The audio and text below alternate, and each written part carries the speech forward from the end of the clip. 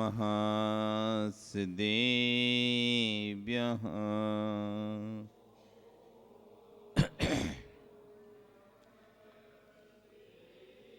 ॐ नमः सिद्धेभ्यः।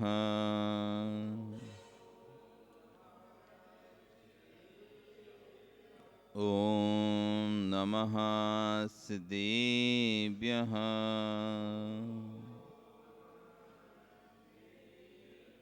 तिर्यणिकगिणाय रुतारी मोय सैर सिरणिव्यू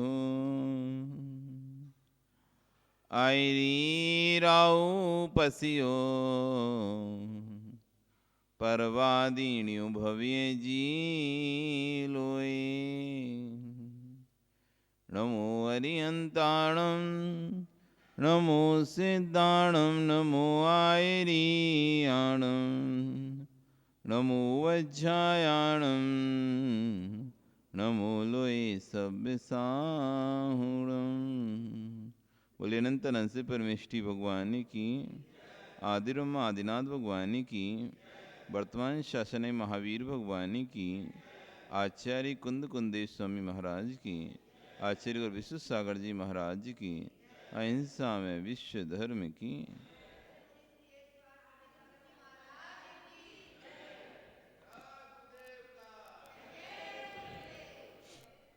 बंधु, वर्तमान शासन न्यायिक वर्धमान स्वामी के शासन में पारस प्रभु की चरण निश्रा में बैठकर हम सभी जिन दिशना का श्रवण कर रहे हैं, सम्यक दृष्टि की चर्चा चल रही है। कैसा होता है सम्यक दृष्टि? कल यहाँ पर बताया था कि जिसके अंदर कसाय की उपसमना है वह होता है सम्यक दृष्टि। आज आचार्य भगवान कह रहे हैं परिणामों की विशुद्धि। बिना परिणामों की विशुद्धि के कभी भी हम सात पुण्य का आश्रम नहीं कर सकते। पाप और पुण्य बंध के दो ही कारण हैं।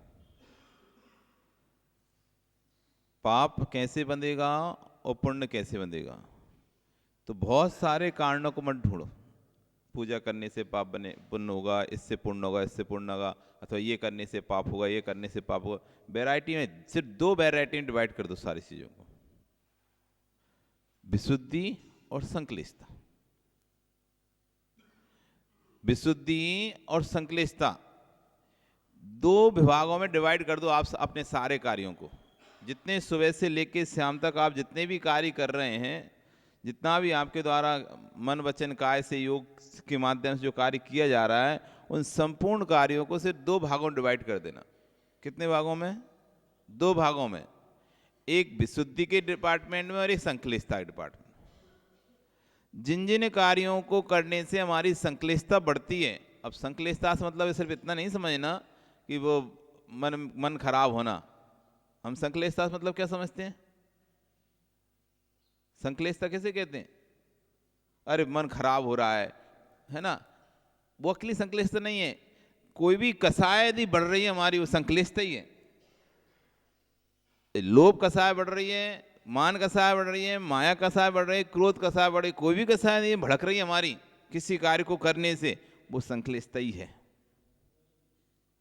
हास्य कसाय बढ़ रही हो, रति कसाय बढ़ रही हो, अरति कसाय बढ़ रही हो, भय जुगुप्सा कोई भी कसाय हमारी बढ़ रही है, वो संक्लिष्टता ही है।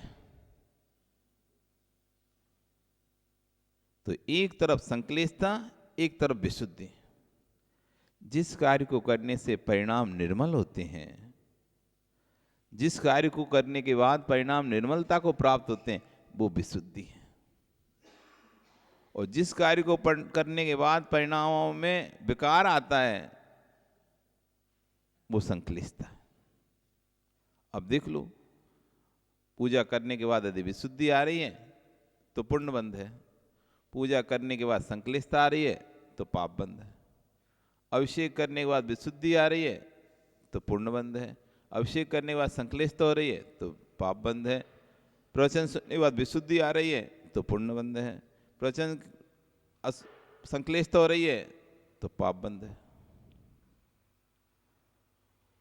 क्रियाओं से हम पुण्य पाप का अनुमान नहीं लगाएंगे। क्रियाओं से पुण्य पाप का अनुमान, किसी को घर बैठे बैठे भी परिणाम अच्छे हो रहे हैं तो पुण्य का बंद हो रहा है, विशुद्धि बढ़ रही है उसकी। यहाँ आकर गुस्सा आ रहा है तो संक्लेशता हो रही है, पाप बंद हो रहा है। कोई सामान्य कपड़े पहना है तो उसके अंदर अच्छे भाव है तो पुण्य को बंद कर रहा है। धूत दुपट्टा पूजा कपड़े भी पहन लिए लेकिन भाव कसाय के चल रहे तो पाप को बंद है। कोई यहाँ पर अच्छे वस्त्र पहनकर भगवान भक्ति कर रहा है, पुण्य बंद है। घर में बैठ के जो न्यूज़पेपर पढ़ रहा है, ये कर रहा है, वो कर रहा है, उसको पाप बंद है, परिणाम संक्लेश है। तो उसके तो दो कैटेगरी में सारी चीजों को बांट दो। विशुद्धि संक्लेशांगम चेव स्व परस्तु सुखा सुखम पुण्य पापा सर्व युक्तो ना चेद व्यर्थ तब आर्हते। ए अरिहंत परमेष्ठी, ए अरिहंत भगवान, आपके शासन में विशुद्धि और संक्लेशता ये दो ही चीजें जो पुण्य और पाप का बंद कराती हैं। विशुद्धि है तो पुण्य बंद है, और संक्लेशता है तो पाप बंद है। विशुद्धि है तो पुण्य बंद है, संक्लेशता हो रही है तुम्हें तो पाप बंद है। इसी को आज आचार्य उन कह रहे हैं कि निराकुलता जहां है उसका नाम ही धर्म है। जहां आकुलता हो गई, संक्लेशता हो गई, वो धर्म नहीं है। निराकुलता जहां है उसका नाम धर्म। जितनी देर आप निराकुलता से यहाँ बैठे हो शांति से, उतनी देर ही धर्म है। और जहाँ तुम्हें आकुलता लग जाए, घर जाना है, दूध लेने जाना है, पानी लेने जाना है, मम्मी को लेने जाना है, कुछ भी काम की तुम्हें आकुलता लग गई तो बस वो खत्म धर्म वहीं से। जितने तुम निराकुल होकर शांत होकर कोई भी किसी प्रकार का विकल्प नहीं करते, शांति से बैठे हुए हो, उतनी देर आपका धर्म चल रहा है। जहां भी थोड़ी सी आकुलता हुई, जाने की, उठने की, भागने की, अब तुम बैठे भले रहोगे लेकिन अब धर्म नहीं है। तो निराकुलता जहां है उसका नाम धर्म है, और वहीं सुख है। और जितनी देर व्यक्ति निराकुल होता है उतनी देर ही सुखी है, और जहां आकुलता हुई सुख खत्म। जिस क्रिया में आकुलता है वह धर्म का फल नहीं है, वो तो कसाय का फल है। आकुलता हो रही है, जल्दी जल्दी करें, जल्दी जल्दी करें, अथवा हम करें हम करें हम करें, ये आकुलता है। मैं ये अभिषेक करूं, मैं ये अभिषेक करूं, मैं पहले ही करूं, मैं पहले करूं, मैं पहले करूं, ये आकुलता हो रही है। या जल्दी जल्दी करो हमें काम है, जल्दी जल्दी करो हमें काम है, ये आकुलता हो रही है। यहाँ पे धर्म नहीं है, ये तो कसाय चल रही है। यहाँ पे ये कसाय के फल चल रहे हैं। वहां पे कसाय भाव जो है वह चंचल है, कसाय भाव जो है वह अस्थिर है, साम्य भाव स्थिर है। चलायमान हिलते पानी में चंद्रमा भी दिखाई नहीं देता। पानी हिल रहा हो तो उसमें आप चंद्रमा को भी नहीं देख सकते।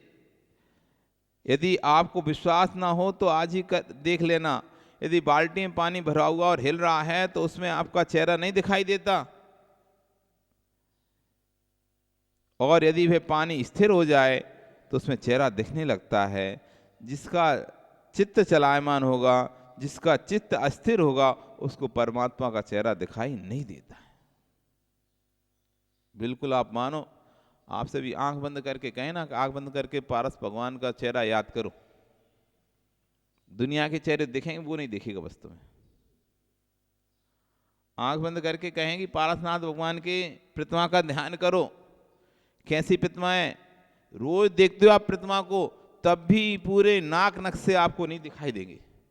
काला सा दिखेगा, धुंधला सा दिखेगा, कुछ और दिखता रहेगा, कोई और इमेजिंग आती रहेगी, लेकिन वो चेहरा नहीं दिखेगा तुम्हें। वो चेहरा नहीं देख सकते आप। देख लो आंख बंद करके, दिख जाए तो। आंख बंद करोगे, जैसे इधर उधर के दुनिया भर के चेहरे तो दिखना प्रारंभ हो जाएंगे, लेकिन वो चेहरा दिखना प्रारंभ नहीं होगा, क्योंकि आपका चित्त स्थिर नहीं है। पहचान करो अपने चित्त की स्थिर है कि नहीं। यदि स्थिर होगा ना तो जैसी प्रतिमा आंख खोल के आप देख रहे हो, वैसी प्रतिमा आंख बंद करके दिखेगी, बिल्कुल वैसी, किंचित भी अंतर नहीं लगेगा। और लेकिन यदि स्थिरता नहीं है, स्थिरता नहीं है तो आप कितनी भी कोशिश कर लो, कितनी भी कोशिश कर लो, आपको नहीं दिखाई देगा, नहीं दिखाई देगी। जब पानी में हिलने पर, जब पानी हिलता है तो चेहरा दिखाई नहीं देता, फिर जब चित्त हिले तो परमात्मा कहां से दिखाई देगा? दे नहीं सकता। इसलिए पहले चित्त को स्थिर करो, शांत करो। जितनी देर आप निराकुलता से भगवान की भक्ति कर सकते हो उतनी देर करो। जितनी देर निराकुलता से, शांति से भगवान की भक्ति कर सकते हो उतनी देर करो। नहीं हो रहा मन तो थोड़ा घूमे आओ, फिर आ जाओ। कभी कभी मन नहीं लगता, कभी कभी मन, रोज भक्ति करते हैं, कभी कभी ऐसा दिन होता है जिस दिन मन नहीं लगता, ना पूजा पाठ में मन लग रहा, ना अभिषेक में मन लग रहा, ना किसी काम में मन लग रहा, तो थोड़ा सा घूम फिर आओ, फिर से आ जाओ। वहां खड़े खड़े पाप मत कमाओ, घूमे आओ। मन में अशुभ विचार आने लगते हैं, कभी कभी खराब विचार आने लगते हैं। भगवान के पास आने मंदिर में आते अशुभ विचार आने लगे, खराब विचार आने लगे, तो थोड़ी देख ली बाहर चले जाओ, अपने आप को थोड़ा फ्री करो और फिर आ जाओ वापस। हम प्रभु के पास तब तक ही रहेंगे जब तक हमारा मन स्थिर है। धर्म स्थान पर भी आकुलताएं बढ़ने लग जाएं तो विश्वास रखना वहां भी आनंद समाप्त हो जाएगा। धर्म करने के लिए आए हो तो निहारना अपने आप के भाव कहाँ हैं। आप धर्म करने के लिए आए तो निहारो आपके भाव कहाँ हैं। जिन जिन निमित्तों से परिणाम में आकुलता आ रही है, असमानता आ रही है, उन निमित्तों से दूर हो जाओ। किसी को देखकर, किसी के कारण से यदि आपके परिणाम खराब हो रहे हैं, गुस्सा आ रहा है आपको, उन निमित्तों से दूर हो जाओ। वो यदि नीचे पूजा कर रहा है तो आप ऊपर पूजा कर लो, ऊपर पूजा कर रहा है तो आप नीचे पूजा कर लो। यदि आपको रोज आकुलता हो रही, रोज परिणाम खराब हो रहे हैं अभिषेक के टाइम पे, तो भैया दूसरे समय पे अभिषेक कर लो। क्योंकि हमारा अभिषेक करना महत्वपूर्ण नहीं है, शांति धारा करना महत्वपूर्ण नहीं है, उसी समय अभिषेक करना, उसी समय शांति धारा, ये महत्वपूर्ण नहीं है। महत्वपूर्ण है तुम्हारे परिणामों को अच्छा रखना महत्वपूर्ण है।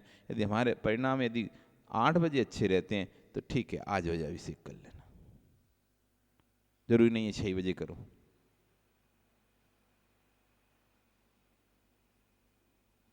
पूरा हमारा पुरुषार्थ रहना चाहिए अपने परिणामों की विशुद्धि के लिए, पर छोड़ना नहीं चाहिए। पर ये ध्यान रखना, नहीं तो कोई कहे कि भाई हमें तो मन नहीं लगता, महाराज ने बोला था परिणाम अच्छे नहीं तो काय को वहां जाना, छोड़ दो, तो हम अब आते नहीं है 6 बजे से। ये तो तुमने गलत कर दिया। तो यहां नहीं आ रहे तो जहां भी हो तो वहां कौन से तुम्हारे शुभ परिणाम हो रहे हैं? वहां भी तो अशुद्ध काम में लगे रहे परिणाम। वो विषय अलग था, तुमने टाइम चेंज कर दिया लेकिन क्रिया नहीं छोड़ी, तो कम से कम आपके परिणाम शुभ तो हैं, लेकिन आपने क्रिया ही छोड़ दी पूरी तरह से, तो फिर वो गलत हो जाएगा। इस दोनों चीजें बतानी पड़ेगी, नहीं तो आदमी कहेगा नहीं प्रवचन में हमने सुने थे कि यदि परिणाम नहीं लगे तो छोड़ देना, तो हमने पूजन नहीं छोड़ दी, अभिषेक ही छोड़ दिया। हमने वो परिणाम खराब होते थे तो हमने अभिषेक पूजन दोनों छोड़ दिया। परिणाम खराब हो रहे थे उस समय तो समय बदल देते, लेकिन भगवान की भक्ति मत छोड़ दे। परिणाम खराब हो उस समय तो समय बदल दो, भक्ति मत छोड़ो। यदि भक्ति तुमने छोड़ दी, अब जब परिणाम अच्छे होंगे तो तुम्हारे पास तो कुछ है ही नहीं है।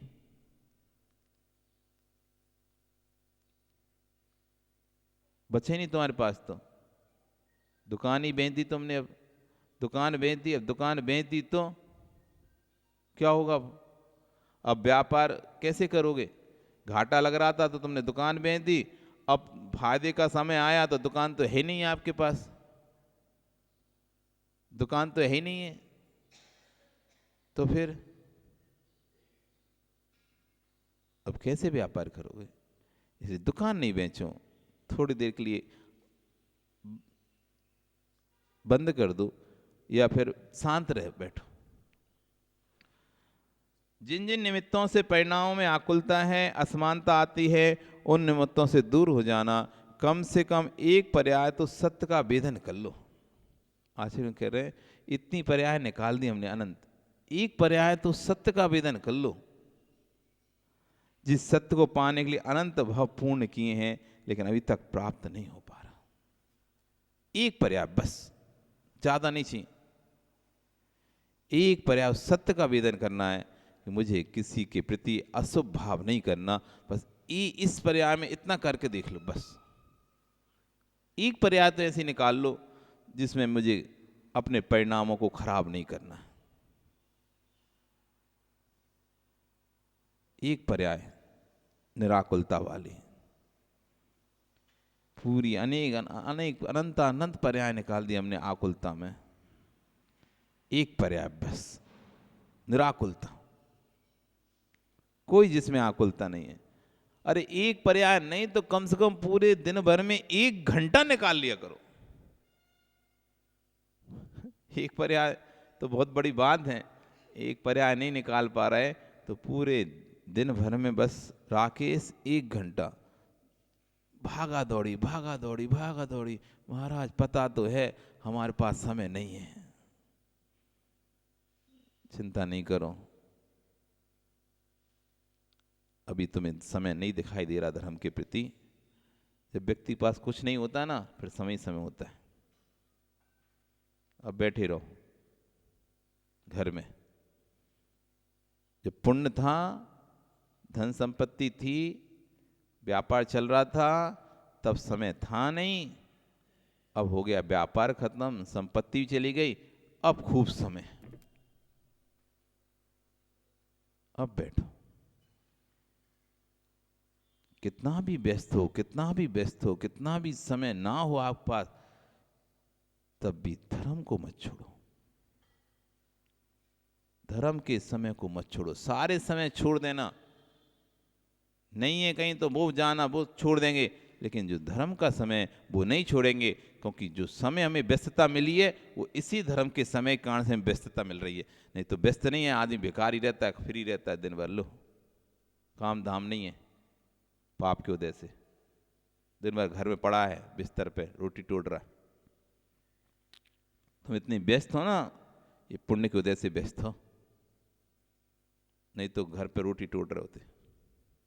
काम ही धाम नहीं था। क्या करें, बेरोजगार, कोई रोजगार नहीं है, बेरोजगार घूम रहे हैं, पैतृक संपत्ति उसी को खा रहे हैं बस, और कुछ नहीं। तो पुण्य का उदय है जो तुम अपने आप को व्यस्त रख पा रहे हो व्यापार में, वो पुण्य बना है भगवान की भक्ति करने से। उसी को तुम छोड़ देते हो जब व्यस्त होते हो। तो व्यस्तम कार्य में तो और अधिक भगवान की भक्ति करना चाहिए, उसमें पूरी तरह से भक्ति छोड़ देते हैं। आज हमारे घर में काम है, आज हमारे यहाँ ऐसा है, आज हमारे यहाँ वैसा है, जल्दी जाना है। नहीं, हम अपने इस टाइम को खत्म नहीं करेंगे, दूसरे टाइम में से हम टाइम देंगे आपको। जिस सत्य को पाने के लिए अनंत पूर्ण हो गए लेकिन प्राप्त नहीं हुआ है, जैन कुल में आए हो, जिन शासन में जी रहे तो ज्ञानी कम से कम इतना तो कर लेना, दुनिया का लेना दुनिया का देना, ये तो अनंत भवों से किया है। ये ध्रुव सत्य है कि डाकू को भी जब डाका डालने को मिलता है तो उसमें भी उसका पुण्य उदय होता है। नहीं तो डाकू पकड़ा जाए, डाकू भी कोई भी चोर भी चोरी करता है तो बिना पुण्य के उदय के चोरी नहीं कर सकता। पुण्योदय नहीं होता तो घुसते से पकड़ा जाता है, नहीं तो पूरा साफ भी कर जाता तो कोई पता भी नहीं चलता, कानों कान खबर नहीं लगती। डाकू का भी पुण्योदय होता है। अहो बोले, क्या बोल रहे महाराज जी? हे ज्ञानी सुन, डाकू के भी डाके की जो सामग्री मिलती है उसमें उसके पुण्य का उदय होता है। जब तक लाभांतराय कर्म का क्षोभन नहीं होगा तब तक वो दुनिया में जब तक लाभांतराय कर्म का क्षोभन नहीं होगा तब तक वो दुनिया में कितना भी भटक ले उसे एक कण तक नहीं मिलेगा। आपको जो भी मिल रहा है ना, ये लाभांतराय कर्म को उदय से मिल रहा है, क्षोभन से मिल रहा है। आपको प्राप्त होने का क्षोभन है इसलिए आपको मिल रहा है। यदि लाभांतराय कर्म का उदय आ जाए और क्षोभन ना रहे उसका, तो सामने वस्तु रखी रहेगी, आपको नहीं मिलेगी। योग्य होने पर भी आप उस वस्तु के योग्य हैं तभी वस्तु आपको नहीं मिलेगी, दूसरे को मिल जाएगी। कई बार हमारे साथ अपने जीवन में ऐसा घटता है कि हम उस वस्तु के योग्य थे, लेकिन हमको ना मिलके दूसरे को मिल गई, जबकि हम में किसी प्रकार की कोई कमी नहीं थी। आपके लाभांतर कर्म का उदय था, आप में कमी नहीं है, आपके लाभांतर कर्म को उदय है, तो सामने वस्तु जो आपको मिलने वाली थी वो आपको ना मिलकर दूसरे को मिल गई। जब तक लाभांतर कर्म का क्षोभ नहीं होगा, तब तक वो दुनिया में कितना ही भटक ले, एक भी कण तक नहीं मिलेगा। उसका भी पुण्य का उदय चल रहा है, और पुण्य उदय काल में तीर पाप का बंद कर रहा है। ये अच्छी बात नहीं है। डांका डालना ये अच्छी बात नहीं है। जिस ग्रंथ का वाचन आप कर रहे हो आश्रम में, आत्मानुशासन ग्रंथ, उसी ग्रंथ में लिखा हुआ है, सागर कभी पाताल तोड़ पानी से नहीं भरते हैं। सागर जो होता है, समुद्र होता है, वो कभी बरसात के पानी से, जमीन की झीलों से नहीं भरते। समुद्र कभी पाताल तोड़ पानी नहीं भरते हैं। यानी समुद्र भरा हुआ है तो गंदे नदी नालियों से ही भरा हुआ है। जितने धनपति बने हैं गंदे नदी नालों से ही बने हैं। अहो, सागर कभी पाताल तोड़ पानी से नहीं भरता, नालों से, नदियों से भरा है। ऐसे ही कितना भी पैसों से भरा जीव होगा, कहीं ना कहीं नदी नाले का पानी उसमें मिला रहा है। इसलिए ध्यान देना, अंतर इतना है कि अपने अपने डांके डालने के तरीके अलग अलग हैं। एक सामने सीधा सीधा डालता है, एक इनडायरेक्ट डालता है, एक डायरेक्ट डालता है, एक इनडायरेक्ट। सबके तरीके अलग अलग हैं, लेकिन जो धन पैसे से धनवान बना हुआ है वो कहीं ना कहीं किसी ना किसी नदी नाली के पानी से ही बना है। इनकम टैक्स, सेल टैक्स, आप तो कुछ चोरी करते ही नहीं हो, पूरी ईमानदारी से अपना काम करते हो। माँ बेटे से कह रही, बेटा दूध पी लो। हे माँ, तू सत्य बोल रही है क्या? हे माँ, तू बेटे से कह रही दूध पी लो। ग्वाला पहले से ही पानी मिला कर लाता है, और आपकी आदत में बिना मिलाए दूध देती कहाँ हो। इसलिए ये क्यों नहीं कहती कि पानी मिला दूध पी लो? क्यों झूठ नहीं है? क्या ये झूठ नहीं है? ये धर्म की व्याख्या है। यहाँ ऐसा नहीं चलेगा महाराज। आजकल तो ये सब चलता है, कर्म सिद्धांत कहता है बिल्कुल नहीं चलता है। आप कहते हैं ना चलता है, थोड़ा बहुत तो चलता है, तो आपके घर चलाने में चलता होगा, लेकिन कर्म सिद्धांत में चलता नहीं है। वहाँ तो जो है सो है। थोड़ा सा भी आप चाहे गृहस्थी के लिए आकुलताएं करो तो भी आपको कर्म बंद होना ही होना है। बच्चा पढ़ नहीं रहा और आप आकुल व्याकुल परिणाम कर रहे हो तो भी आपको कर्म का आश्रय होने वाला है। चाहे आप मायाचारी के कारण से किसी को मायाचारी करके आप धर्म में भी लाते हो तो मायाचारी का बंध तो होगा। जैसे कहा ना, दूध पिला रहे, दूध में आपने पानी डाल के नहीं और कह रहे हो कि दूध लो दूध, जबकि वो तो पानी है, मिला हुआ दूध है, लेकिन पिला रहे दूध के नाम पर पानी पिला रहे हो आप। यदि धर्म के नाम पर हम बैठकर यहाँ पर ग्रंथ खोलकर बैठ जाएं कि भैया आओ बैठो हम तुम्हें धर्म प्रवचन सुनाएंगे, और धर्म प्रवचन के नाम पर हम किसी की बुराई सुनाने लगे तुम्हें, हम दूध में तुम्हें पानी मिला के पिला रहे हैं। कहा था दूध पिलाएंगे, लेकिन दूध नहीं पिला रहे, दूध की आड़ में पानी पिला रहे हैं, मायाचारी कर रहे हैं। इसलिए जब भी कभी गद्दी पर बैठने का भाव आए और प्रवचन करने का या व्याख्यान करने का भाव आए, तो जो ग्रंथ में लिखा है उतना ही बोलना है, अपनी कसाय को बाद में बोलना अलग से। इसलिए आचार्य भगवान कहते हैं कभी भी गद्दी पर बैठकर किसी को डांटो नहीं। डांटना तो कसाय है ना। आपको कोई ने गलती कर दी है, वो गलती कर भी रहा है, तब भी जिनवाणी की जिस समय आप गद्दी बैठे, क्योंकि उस समय आप जब गिद्धाणी गद्दी बैठते हैं ये संकल्प करके बैठते हैं कि मैं सबको जिनवाणी सुनाऊंगा। क्या सुनाएंगे हम? भगवान की वाणी सुनाएंगे, जिनवाणी सुनाएंगे। और उस समय यदि आप किसी को डांट रहे हो या किसी की बुराई कर रहे हो या किसी के बारे में बोल रहे हो तो आप जिनवाणी की आड़ में कसाय सुना रहे सबको। और कई बार तो ऐसा होता है, जिसने गलती की होती है वो तो रहते ही नहीं है, और जिसने गलती नहीं की होती उसको सुनना पड़ता है। अरे कम लोग आए, प्रवचन सभा थी, प्रवचन सभा लगी और सोचा था महात्मा जी ने खूब लोग आएंगे, तो 20 ही लोग आके रह गए, 10 ही लोग आके रह गए। अभी 10 लोग आए, अब उनको सुना रहे हैं कैसी समाज है, कोई आता ही नहीं है और सुनने प्रवचन सुनने नहीं आया, आना चाहिए, ऐसा करना चाहिए, वैसा करना चाहिए। अभी 10 लोग सोचेंगे हम आके और गलती कर लिए, वे अच्छे थे जो घर में बैठे रहे, कम से कम सुनने इतना सुनने तो नहीं मिला। हम 10 आए थे तो 10 तो प्रवचन सुनने ही आए थे ना, कि कसाय सुनने आए थे। उस समय उस महात्मा जी को जानना चाहिए ये 10 की क्या गलती है, ये तो 10 सुनने ही आए हैं, इन्हें तो कम से कम धर्म सुनाएं। जो नहीं सुनने आए उनकी कसाएं हम इन 10 पे क्यों निकालें? ये तो होता ऐसा ही है। वो शेष का गुस्सा जो सामने आया हुआ है उस पर उतार दिया जाता है, फिर वो सोचता है भैया अगली बार से अब हम भी नहीं आएंगे। जब 10 आए थे तो अगली बार भी 10 भी नहीं आए, फिर वे भी गए। तो ये नहीं, ये आकुलता नहीं करो, जितना जो है उसको सुना दो। एक है एक को सुना दो, 2 हैं 2 को सुना, तुमको तो सुनाना है, भीड़ को थोड़ी ना सुनाना था। यदि 100 में से एक भी कल्याण का पात्र मिल जाता है, एक भी व्यक्ति अपना कल्याण कर लेता है, पर्याप्त है, आपका उपदेश सार्थक है। हजारों की भीड़ से कोई मतलब नहीं है। यदि सुनने वाला एक भी श्रोता यदि अच्छा है तो आपका उपदेश सार्थक है। एक भी श्रोता यदि ऐसा है सुनने वाला और वो आता है, बढ़िया, आपका उपदेश सार्थक है।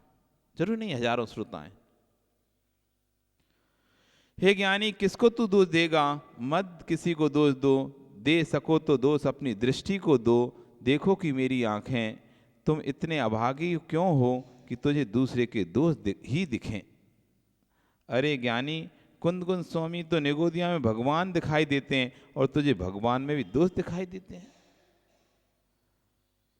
कुंद कुंद स्वामी को तो निगोदिया में भगवान दिखाई दे रहे हैं और आज पंचम काल के आदमियों को साधु में साधु नहीं दिखाई दे रहे। चींटी की तो रक्षा करने की बात करते हैं, चींटी की रक्षा करने की बात करते हैं, लेकिन साधुओं पर उपसर्ग करते ऐसे जीव भी हैं। चींटी की रक्षा करने की बात करेंगे, लेकिन अमुक साधु को हम प्रवेश नहीं करने देंगे, अमुक साधु को लेकने नहीं जाएंगे, अमुक साधु के पास नहीं जाएंगे, और बन सकेगा तो अहित भले कर दें, हित नहीं कर पाएंगे, क्योंकि हमारे मन की अनुसार नहीं है, हमारे मन के अनुसार नहीं है, अथवा हमारे मन की नहीं कर रहे, तो हम साधु का भी अहित करने तैयार हो जाते हैं, पर चींटी की रक्षा करते हैं। कुंद कुंद स्वामी को निगोदिया भगवान दिखता है देते हैं, लेकिन लोगों को तो इंसान में भगवान नहीं दिखाई देते। जिससे अपना स्वार्थ सद रहा है, जिससे अपनी स्वार्थ की पूर्ति हो रही है, वो अच्छा है, बाकी सब बुरे हैं, बेकार। नहीं, एक सी दृष्टि रखो, दृष्टि सुधारो। व्यक्ति तो अच्छा ही है, हमारी दृष्टि बुरी है तो हमें व्यक्ति बुरा दिखाई देता है। एक बार बताया था ना आपको हमने, एक व्यक्ति ठेले वाला, सब्जी बेचने वाला, जो भी निकलता उसको भगवान बोल, जो भी उसकी दुकान पर उसके ठेले पर सब्जी लेने आता उसको भगवान बोलता। कोई भी आए, छोटा सा बच्चा आए तो भगवान, कोई गरीब आए, भिखारी आए तो भगवान, कोई अमीर आए तो भगवान, कोई मध्यम क्लास का व्यक्ति आए तो भगवान। जहां वो सब्जी बेचता था वहां एक बड़ा अपार्टमेंट था, ऊपर 10वीं 5वीं 6वीं मंजिल पे व्यक्ति रोज अपने बाहर बैठकर अखबार पढ़ता रहता था, कि ये हुआ, ये हो रहा है, या तो देखता रहता था कॉलोनी में कौन क्या कर रहा है, ये सब देखता। तो उसकी निगाह उस ठेले वाले पर प्रतिदिन रहती थी। कोई भी सब्जी खरीदने आ रहा है, भगवान सब्जी इतने रुपए, भगवान टमाटर इतने रुपए किलो। कोई भी कुछ पूछता था, भाई ये क्या रेट दिया है, भगवान। अब उसको ऊपर बैठे बैठे बड़ा क्लेश होता था, इस सबको भगवान क्यों बोलता है? अरे सज्जन व्यक्ति को भगवान बोले तो समझ में आता है, ये तो दुर्जन को भी भगवान बोलता है। कोई व्यक्ति सज्जन को बोलता है तो आपको भी लगता है ठीक है सज्जन व्यक्ति है, ठीक है, साधु व्यक्ति इसको भगवान बोल दिया तो कोई बात नहीं है, या फिर कोई संत महात्मा है उसको भगवान बोले तो चलता है। अब नाली साफ करने वाला है तो उसको भी भगवान बोल रहा है, तो आपको कैसा लगेगा? कोई नाली साफ करने वाले को भगवान बोले तो मनोज तुम क्या बोलोगे? क्या बोलोगे उसके लिए? तुम्हें ज्ञान ही नहीं है किसको भगवान बोलना पड़ता है, यही तो बोलोगे ना। क्या बोलोगे कि तुमको ज्ञान नहीं है क्या? तो उसको भी ऐसे ही लगा कि लगता है इसको ज्ञान नहीं है, हर किसी को भगवान बोल देता है, हर किसी को भगवान देता है। अरे देखना तो चाहिए, नाली साफ कर रहा है वो भी आया तो उसको भगवान बोल रहा है, झाड़ू लगा रहा है उसको भी भगवान बोल रहा है, कोई अच्छा व्यक्ति आ रहा है उसको भी भगवान बोल रहा है, जो गुटखा खाता, शराब पी रहा है, ये कर रहा है, वो कर रहा है, उसको भी ये भगवान बोल रहा है। तो उससे तो रहा नहीं गया राकेश, आके उसने गया उसकी दुकान पे, ठेले पर, बोला भैया एक बात बताओ, मैं इतने दिनों से तुमको ऊपर से देख रहा हूं, तुम हर कोई को भगवान क्यों बोलते हो? तुमको जानना चाहिए, समझना चाहिए कि किसको भगवान बोलना है, तुम हर किसी को भगवान बोल देते हो, ये थोड़ा अच्छा है। तो कहता है भैया आपकी बात, भगवान आपकी बात सही है, उसको भी बोलता है भगवान आपकी बात सही है, पर मैं क्या करूं, मुझे पता नहीं कि भगवान किस पर्याय में, अभी कौन जीव कब भगवान बनेगा। जब एक अकौआ में अकौआ का जीव भगवान महावीर स्वामी बन सकता है, सिंह की पर्याय में रहने वाला जीव महावीर स्वामी बन सकता है, भील की पर्याय में रहने वाला जीव महावीर स्वामी बन सकता है, तो ना जाने किस पर्याय में कौन सा जीव है जो आगे भगवान बनेगा। आज आप गुरुजी कई बार कहते हैं अभी हाथ पर ग्रास रख लो, इन मुनियों के हाथ पर ग्रास रख दो, अभी कहीं ये भगवान बन गए ना, तुम देख पाओगे, फिर कुछ कर नहीं पाओगे। पता नहीं कौन व्यक्ति कब भगवान बन जाए, किस पर्याय में उसकी भगवत्ता नियत हो, जिसे आप धुतकार रहे हो, जिसे आप ठुकरा रहे हो, कल कहीं वही भगवान बन गया तो उसके चरणों में आप बैठोगे। जिसको आप ठुकरा रहे हो आज, कल वही भगवान बन गया तो आप उसके चरणों में बैठोगे, फिर आप दुखी होगे, हाय हाय मैं उस समय क्यों नहीं समझ पाया, भगवान तो मेरे साथी थे, भगवान तो मेरे साथी थे, लेकिन मैं तो अपनी कसाय में, चीटी में तो भगवान देखा, लेकिन इंसान में भगवान नहीं देख पाया। इसलिए इंसान में भगवान देखने की आंख डाल लो। जिस दिन तुम्हारे अंदर इंसान में भगवान देखने की आदत डल जाएगी ना, तो कभी किसी की बुराई दिखेगी नहीं। बुराई दिखाई दे रही है, अभी आपके अंदर भगवान देखने की आंख नहीं है, आंख नहीं भगवान देखने की। जिस दिन विभिन्न भगवान देखने की आंख आ जाएगी तुम्हारे अंदर, किसी में दोष दिखेंगे ही नहीं। प्रदीप अभी भगवान देखने की आंख नहीं है, भगवान देखने की आंख बनाओ। निगोदिया में कुंदकुंद स्वामी को भगवान दिखाई देता है और तुझे भगवान में दोष दिखाई देता है, कौन दोषी है? किसी में दोष नहीं है रागी, राग में द्वेष है, राग में दोष है, द्वेष में दोष है, किसी में दोष नहीं है। राग हट जाए, द्वेष हट जाए तो हर जीव निर्दोष परमात्मा है। उस निर्दोष परमात्मा की प्राप्ति कैसे हो, उसका उपाय है श्रवणाचार्य श्रावकाचार्य। जो ये ग्रंथ है परमात्मा की प्राप्ति को उपाय बता रहा है। जो आप सुन रहे हो वो आपको भगवान नहीं बनाएगा, भगवान बनने की विधि बता रहा है। ये ग्रंथ भगवान नहीं बनाएगा, ये प्रवचन ये उपदेश भगवान नहीं बनाएगा, ये तो भगवान बनने की विधि बता रहा है। ये सिर्फ विधि बताने वाला ग्रंथ है। आपको इस विधि के अनुसार चलना पड़ेगा, सो आप भगवान बन जाओगे। ये तो सिर्फ विधि बता रहा है कि घी ऐसे बनता है। अब आपको घी बनाने के लिए प्रक्रिया खुद करनी पड़ेगी, तब जाके घी बनेगा। नहीं तो दूध के सामने खड़े होकर नहीं पूरी रामायण पढ़ दो बन जा घी, नहीं बनने वाला। अरे एक बार क्या हुआ, एक राजा जंगल में खो गया, मतलब भटक गया, रास्ता भटक गया और सारी उसका घोड़ा भाग गया। भागने के कारण से वो सारी अपने उससे छूट गया और जंगल में भटक गया और घोड़े ने एक गड्ढे में जाकर उसको पटक दिया। घोड़े ने एक गड्ढे में उसको पटक दिया।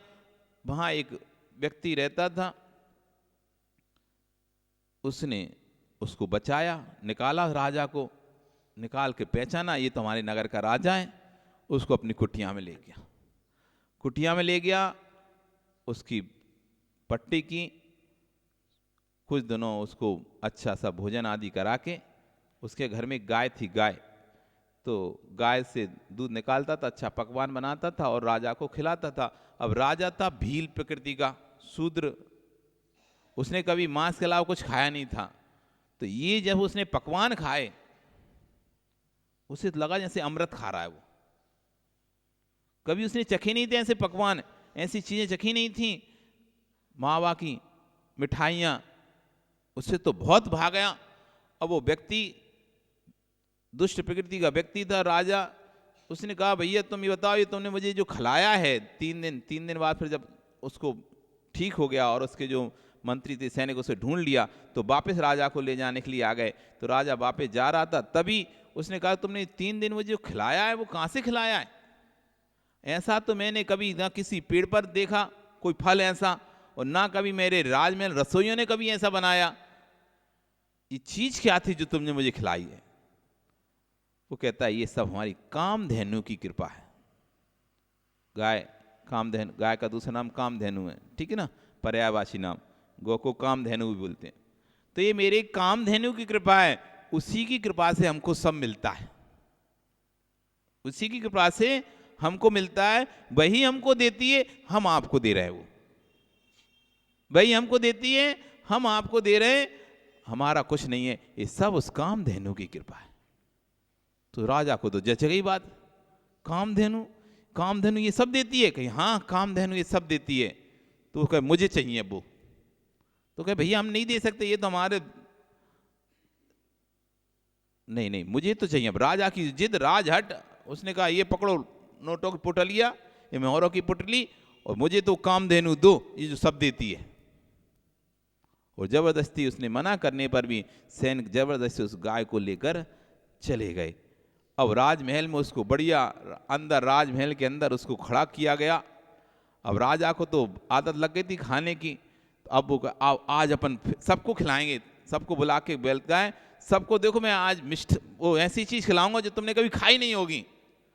वो गाय के पास खड़ा होकर उसके पीछे एक बड़ा सा तबेला रखकर बोलता है कामधेनु मिठाइयाँ दो। अब कामधेनु कहाँ से मिठाइयाँ दे? कामधेनु मिठाइयाँ दो। अब सुन तो लिया था कामधेनु देती है, अब कामधेनु देती तो है, ये तो विधि बताए, अब ये तो समझ नहीं पाए कि कैसे करना है उसको। देगी तो कामधेनु सब, लेकिन ऐसे नहीं देती, पर उसने तो रख दिया पीछे एक बड़ा सा परात, उसके पीछे दे कामधेनु। अब कामधेनु कहाँ से दे? तो नहीं दे रही कामधेनु, तो उसको पुचकारता है, हाथ फेरता है। अब जैसे ही हाथ फेरता है तो कामधेनु लवसंगा कर देती है और मल कर देती है। और इसे राजा देखकर गुस्सा आ जाता है कि उधर तो खूब दे रही थी और हमारे यहाँ आई तो दे नहीं रही, और उसको खूब मारता है, लेकिन तब भी वो कहाँ से देगी? फिर सोचता है कि उस व्यक्ति ने पागल बना दिया अपन को। जाता है वापस उस लेके, लो ये तुम्हारी कामधेनु, ये तो तुमने हमको धोखा दे दिया, ये तो कुछ भी नहीं दे रही। तो कहता है भैया पहले तो ये आप अपने पैसे वापस रखो राजा को, और अब वचन दो कि आप वापस इसको नहीं मांगोगे। तो मैं बताता हूं ये कैसे देती है। उसने कहा ठीक है, नहीं चाहिए हमको ये, और बताओ कैसे देती है। फिर उसने बताया ये तो विधि आप जाने नहीं है, आप तो सुन लिए कि कामधेनु देती है, कामधेनु देती है, सुनने से कामधेनु देने की नहीं, आपको उसके नीचे बैठना पड़ेगा, दूध निकालना पड़ेगा, फिर उसको आपको उसका मावा बनाना पड़ेगा, तब जाके उसके अनेक प्रकार के पकवान बनेंगे, तब आपको मिष्ठान स्वादिष्ट लगेगा, ऐसे नहीं मिलेगा। ऐसे जो पढ़ रहे हैं ग्रंथ, इससे मोक्ष नहीं मिलेगा, ये तो मोक्ष की विधि बता रहे हैं, उसके बाद उसको आपको चलना पड़ेगा, तब जाकर मोक्ष मिलेगा, तब जाके कल्याण का रास्ता खुलेगा आपका। जो ग्रंथ आप भगवान बनाने की प्राप्ति को उपाय बता रहे हो, जो सुन रहे हो वो भगवान नहीं बनाएगा, भगवान बनने की विधि बता रहा है। ये ग्रंथ रैण सार ग्रंथ आपको भगवान नहीं बना रहा है, भगवान बनने की विधि सिखा रहा है। क्योंकि जिन शासन में कोई किसी का कर्ता होता नहीं है, विधि बता रहे हैं, बनना आपको है। तटस्थ हो जाओ, प्रारंभ करो अपने विषय को। इस लोक में कोई सार है, रत्न है, उसका नाम है सम्यक्त रत्न। इस जगत में कोई सार है, उसका नाम है सम्यक दर्शन, सम्यक रत्न सार है। ज्ञानियों, सम्यक दृष्टि नार की मोक्ष मार्गी है, मिथ्या दृष्टि देव संसार मार्गी है। कितनी बड़ी बात करे, सम्यक दर्शन से सहित होकर कोई नरक में जीव है, वो मोक्ष मार्गी है, वो नियम से मोक्ष जाने वाला है आगे। लेकिन मिथ्यात के साथ कोई व्यक्ति देव भी है तो संसार में ही भटकने वाला है, संसार मार्गी है। सम्यक दृष्टि नार की मोक्ष मार्गी है। ज्ञानी, सम्यक सहित नरक में जाना श्रेष्ठ है। अपने हृदय में को बड़ा पवित्र करके सुनना। गृहस्थो मोक्ष मार्गस्थो निर्मोहो ने मोर महान, अनगारो ग्रही श्रेयान निर्मोहो मोहिनी मुने। अच्छे संत स्वामी कह रहे हैं गृहस्थो मोक्ष मार्गस्थो, एक गृहस्थ मोक्ष मार्गी हो सकता है और एक मुनि संसार मार्गी हो सकता है। एक गृहस्थ मोक्ष मार्गी हो सकता है यदि वो निर्मोही है, दर्शन मोह से रहित है, सम्यक दृष्टि है, तो गृहस्थ मोक्ष मार्गी हो सकता है। मोही मुनि की अपेक्षा जो मिथ्या दृष्टि मुनि है, उससे वो सम्यक दृष्टि श्रावक मोक्ष मार्गी है, मिथ्या दृष्टि मुनि संसार मार्गी ही है। उसका कल्याण नहीं होगा और उसका हो जाएगा। भेष की कीमत नहीं है। दर्शन मोहिनी एक का चा चुका है, एक का दर्शन मोहिनी बनता है। निर्मोहो मोहिने मुने, निर्मोही मुनि श्रेष्ठ है। यदि मोही मुनि है उससे अच्छा तो निर्मोही श्रावक श्रेष्ठ है। मुनि ही श्रेष्ठ है, लेकिन यदि मिथ्यास युक्त मुनि है तो उससे श्रेष्ठ सम्यक दृष्टि श्रावक है, क्योंकि मुनि का गुणस्थान पहला ही होगा और श्रावक का गुणस्थान चौथा। और दिन दर्शन मोह से रहित मुनि है तो श्रावक का गुणस्थान चौथा और मुनि का गुणस्थान छठवा सातवां।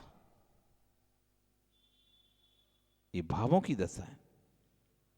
जितने भाव, जितने परिणाम, क्योंकि गुणस्थान जो वस्तु है वो मोह और योग के निमित्त से बनती है, मतलब परिणामों के निमित्त से अंदर जो परिणामों का हलचलन होता है ना, उससे गुणस्थान बढ़ते हैं घटते हैं। बाहर भेद से गुणस्थान नहीं बढ़ते ना घटते, बाहर के भेद से गुणस्थान नहीं बढ़ते ना गुणस्थान घटते, अंदर के भावों से गुणस्थान बढ़ते हैं, अंदर के भावों से गुणस्थान घटते हैं, अंदर की विशुद्धि से गुणस्थान बनते हैं, अंदर की संकलितता से गुणस्थान घट जाता है। इसलिए जितना हो सके परिणामों को विशुद्ध रखने की कोशिश करो, निर्मल रखने की कोशिश करो। हे परमेश्वर, आपके पादों में मेरी आस्था बनी रहे तो नरक में जाना पसंद है। मुझे वो नरक में भी जाना स्वीकार है। यदि आपके पादमूल मुझे वहाँ पर ही मिलते हैं तो मुझे नरक में जाना पसंद है, और आपकी श्रद्धा चरणों से भीन होकर स्वर्ग का देव बनना भी पसंद नहीं है। ये होता है समय दृष्टि। नरक का नार की श्रेष्ठ है, मोक्ष मार्गीय, श्रद्धाहीन स्वर्ग का देवता भी संसार मार्गीय। जीवन में सब कुछ मिल जाएगा, लेकिन यदि श्रद्धा खोखली हो गई तो विश्वास रखना सारा आनंद समाप्त हो चुका है। जब तक प्रतीति है तब तक अनुभूति है, प्रतीति नहीं तो आनंद नहीं। जिस परिवार में आप रह रहे हैं, एक दूसरे के प्रति प्रेम वात्सल रहता है तो घर में आनंद आता है, और जिस दिन एक दूसरे के प्रति विश्वास हट जाए तो बुंदेलखंड में कहते हैं भैया घर खावे को दौड़ रहा है। जब तक प्रेम वात्सल्य बना रहता है घर में तो अच्छा लगता है, नहीं तो घर खाने के लिए दौड़ता है। एक दिन भी ऐसा लगता है अरे यार कैसे निकालें, यहाँ पे एक दिन भी निकालना मुश्किल हो जाता है। बोले महाराज घर में सब कुछ है, संपदा है, परिवार है, लेकिन घर में प्रीति नाम की वस्तु नहीं है, यानी उस घर में कुछ भी नहीं है। जिस घर में प्रीति नहीं, उस घर में सब कुछ होने पर भी कुछ भी नहीं है। जिस घर में परस्पर प्रीति ना हो, एक दूसरे के प्रति विश्वास ना हो, उस घर में क्या कुछ भी नहीं। भैया ध्यान रखना, ना ईंट मिट्टी के भवन में सुख है, ना चर्म के पिंडों में सुख है। जिस घर में आपस में विश्वास नहीं है, उस घर में माँ चर्म के पिंड रखे हुए हैं, ईंट चूने के ढेर हैं। यदि वात्सल्य है, परस्पर में प्रेम है, तो समझना कि उस घर में कुछ लोग रहते हैं। सम्यत क्या कह रहा है, नरक का नार की मोक्ष मार्गी है, क्योंकि उसके पास श्रद्धा है।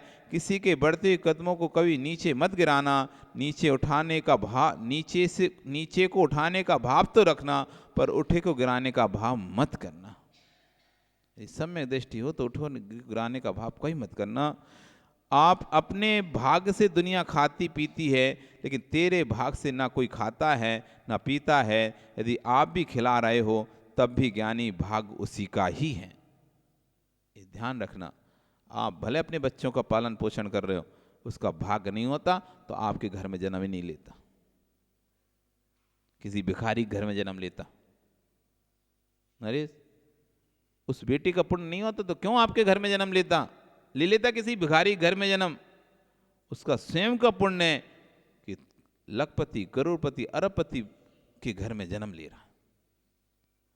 तुम्हारे भाव बने, और यदि भाग्य उसका ना होता तो तुम्हारे भाव भी नहीं बनते। इस भ्रम को निकाल दो आज से कि मैं सबका करता हूँ। यदि आप सुख का जीवन जीना चाहते हो तो यूँ कहना सीख लो, मैं करता नहीं हूँ। भाग्यवान के भाग्य को कौन छीन सकता है। जिसके भाग्य में जो वस्तु है वो उससे मिलेगी, उससे कौन छीन सकता है। ये जब आप अपने मन में विचार बना लेंगे तो कभी अहम का भाव नहीं आएगा, मैंने दिया है, उसके भाग में था तो उसे मिला है, मैंने क्या दिया है। उसके भाग में इतनी प्रॉपर्टी थी, संपत्ति थी तो उसे मिली है, मैंने क्या दी है। करें कल इस बात पर चर्चा। आज आपका समय हो गया है कि वो जो हम देख रहे हैं यहाँ पर चित्र, मैना श्रीपाल मैना सुंदरी, ये इसी का ही पूरा सजीव चित्रण है कि राजा ने कैसे अपनी बेटी के भाग को परखा और कैसे उसका भाग ने उसको वापस वो सब दिया जो उसके भाग में था। आज आपका समय, कल फिर आओगे पर्या रही तो पुनः इस पर और चर्चा करेंगे। बोली भगवान महावीर स्वामी की जनवाणी स्तुति। जा वाणी के ज्ञान तैं